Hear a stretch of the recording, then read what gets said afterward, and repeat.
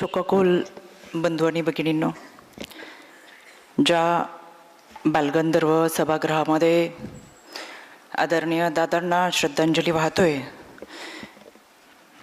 त्याच सभागृहात आदरणीय दादांचे अनेक कार्यक्रम झाले, अनेक योजनांचं उद्घाटन झालं, अनेक मेळावे झाले.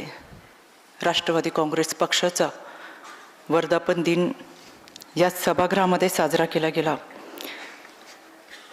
इतकंच काय, नव्यानं जर बालगंधर्वाची स्थापना करायची तर जो काही निधी लागेल तो मी देण्यासाठी पुढे येईल असं दादा स्वतः बोलले होते.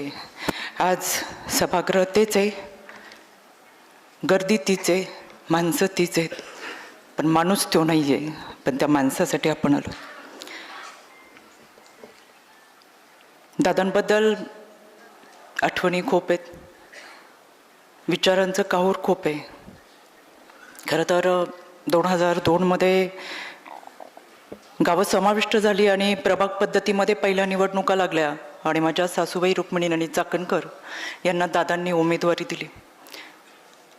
खूप मताधिक्याने आणि निवडून आल्या आणि 9वारी साडीतल्या महानगरपालिकेतल्या नगरसेविका वयाने ज्येष्ठ म्हणून दादा कायम तत्परतेने नाणींचं काम करत होत्या. तेव्हापासून आदरणीय दादांसोबत सुरू झालेला आमचा सगळ्यांचा हा प्रवास 2009ला सुप्रियाताईंची लोकसभेची निवडणूक लागली.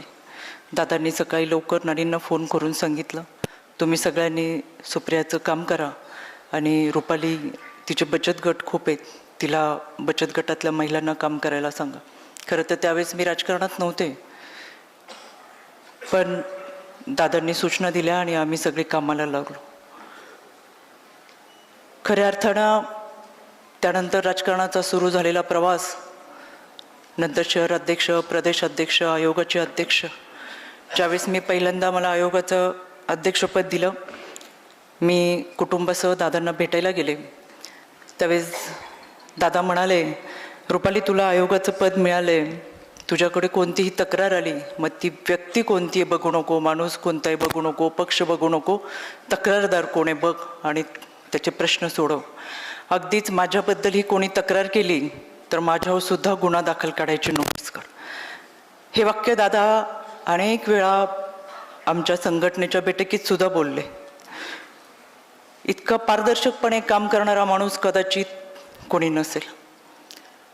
आयोगाची जबाबदारी सांभाळल्यानंतर माझ्या लक्षात आलं, 13 कोटी महाराष्ट्राच्या जनतेत 7.5 कोटी महिला भगिनींचे प्रश्न सोडवताना आयोगामध्ये फक्त 17 कर्मचाऱ्यांचा स्टाफ होता. ना आकृतीबंध मंजूर होता, ना DDO होता, ना विभागीय कार्यालय होते. मी सुरुवातीलाच दादांकडे गेले तेव्हा दादांना सांगितलं, दादा ही अशी परिस्थिती आहे. दादांनी 3 दिवसांनी मंत्रालयामध्ये सकाळी 7:30 वाजता बैठक लावली आणि हे सगळे प्रश्न आयोगाच्या कर्मचाऱ्यांचा आकृतीबंध मंजूर करून घेण्यापासून कर्मचाऱ्यांच्या सेवार्थ सुविधा देण्यापर्यंत दादांनी काम केलं. 4 वर्ष हे काम चाललं आणि गेल्या महिन्यामध्ये माझ्या आयोगाला आकृतीबंध मंजूर झाला, DDO मिळाला, कर्मचाऱ्यांच्या सेवार्थ सुविधासुद्धा मिळाल्या. म्हणजे माझा आयोग हा 30 वर्षापूर्वीचा नाही, तर तो 4 वर्षापूर्वीचा आहे. त्याला गती देण्याचं काम दादांनी केलं. खरं तर आयोगाच्या माध्यमातून काम करताना अनेक वेळा टीका टिप्पणी झाली. एका घटनेच्या संदर्भात माझ्या घरासमोर, कार्यालयासमोर 2 दिवस आंदोलनं चालू होती. दादांनी फोन केला आणि सांगितलं, रुपाली राजकारणात माणसाला यश मिळायला लागलं की टीका टिप्पणी मोठ्या प्रमाणात होत असते, त्याच्यामुळे झालेली टीका सहन करायला शिक, कोणत्याही प्रश्नांना उत्तरं देऊ नको. त्यानंतर मी कधी कोणावर वैयक्तिक टीका कधी केली नाही आणि कोणाच्या टीकेला उत्तरसुद्धा दिलं नाही. दादांच्या माध्यमातून काम करत असताना 2.5 वर्षापूर्वी दादांनी जो निर्णय घेतला, त्या निर्णयासमवेत पहिल्या दिवसापासून आम्ही सगळेजण आलो. दादांनी मला फोन केला आणि त्यांचा निर्णय सांगितल्यानंतर सांगितलं, तुला महाराष्ट्रातल्या सगळ्या महिला भगिनींना सोबत घेऊन यावं लागेल. आम्ही षण्मुखानंद सभागृहामध्ये प्रचंड मोठा मेळावा ठेवला. दादांना त्याची फारशी कल्पना नव्हती की कार्यक्रम कसा असेल, पण ज्यावेळेस ते कार्यक्रमाला उतरले त्यावेळेस महाराष्ट्राच्या कानाकोपऱ्यातल्या सर्व जाती धर्माच्या महिला भगिनी त्यांच्या वेशभूषेमध्ये दादांचं स्वागत करायला उभ्या राहिल्या होत्या. दादांना फार कौतुक वाटलं आज सभागृहामध्ये येताना प्रचंड भरलेलं सभागृह, बाहेर तितकीच गर्दी, रस्त्यावरही गर्दी. त्यावेळेस दादांनी सभागृहामध्ये भाषण करताना आवर्जून सांगितलं, राष्ट्रवादी काँग्रेस पक्षाचे इतके मेळावे झाले, इतके सभा झाल्या, पण असलं लाल वादळ मी कधी पाहिलं नाही. कायम आमच्या संघटनेला ताकद दिली, आयोगाला ताकद दिली. खरं तर आठवणी खूप आहेत. या आठवणी आपल्या सगळ्यांजवळ आहे, कारण की हा माणूस कामाचाच होता. सर्वसामान्यांमधला हा माणूस होता. काठेवाडीच्या रांगड्या मातीतून येऊन महाराष्ट्राच्या पटलावरती स्वतःचं अस्तित्व निर्माण करणारा हा माणूस होता. दादांचं निधन झालं आणि प्रत्येकाला आपल्या घरातला माणूस गेल्यासारखं वाटलं. पण या सगळ्या गोष्टीत एक गोष्ट मला फार दुःखद वाटत राहिली आणि मला आज बोलावंसं असं आवर्जून वाटतं. दादांच्या जाण्यानं जी पोकळी निर्माण झाली, जी जबाबदारी कोणीतरी घ्यावं असं वाटलं, त्यासाठी आदरणीय सुनेत्रा वहिनी चौथ्या दिवशी आपलं दुःख बाजूला ठेवून महाराष्ट्राच्या पहिल्या उपमुख्यमंत्री म्हणून शपथविधीसाठी उभ्या राहिल्या. खरं तर दादाच्या जाण्याचं सर्वाधिक दुःख जर कोणाला झालं असेल तर जन्म देणारी ती मातृतुल्य आई, आयुष्याची सहचरणी म्हणून सोबत आलेली ही अर्धांगिनी आणि ती 2 मुलं. पण तरीसुद्धा भावना महत्त्वाच्या असल्या तरीसुद्धा जनसेवा आणि कर्तव्य त्यापेक्षाही महत्त्वाचं आहे, हा दादांचाच मूलमंत्र होता.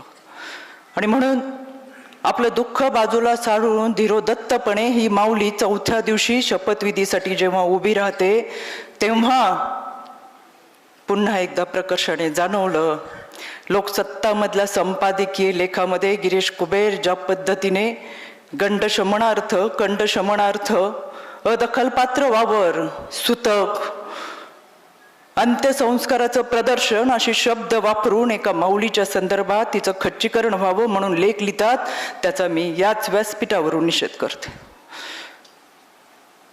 गिरीशजी कुबेर, पेन तुमचा असला तरी पेनातली शाई कोणाची आहे हे महाराष्ट्राला माहिती. आणि म्हणून मला आठवण झाली याच पुण्यनगरीमध्ये 250 वर्षापूर्वी सावित्रीमाईच्या खांद्यावर शेणामातीचे गोळे टाकणारे